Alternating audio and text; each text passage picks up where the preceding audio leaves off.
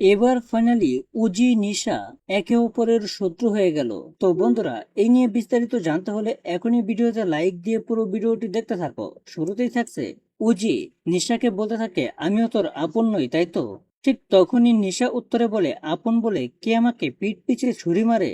তা তো বলা যায় না। আর এদিকে দেখা যায় জিতের ঘরের আলমারির মধ্যেই লুকিয়ে থাকে নিশা। এখান থেকেই নিশার নতুন প্ল্যান শুরু হয়। তো বন্ধুরা, এবার নতুন মিশনে নামতে চলেছে নিশা।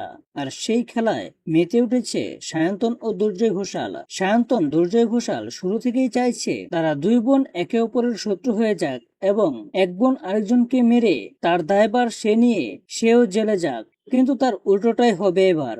এবার দুই বোনে মিলে সমস্ত ক্রাইমারদের সরিয়ে দিয়ে আসল অপরাধীদের শাস্তির ব্যবস্থা করবে। তো বন্ধুরা, এভাবেই সবটা হলে তাহলে তোমাদের কার কার কাছে ভালো লাগবে তা এখনই কমেন্টে জানাও। আর এরকম নিত্য নতুন সিরিয়ালের আপডেট পেতে এখনই আমাদের এই চ্যানেলটা সাবস্ক্রাইব করো।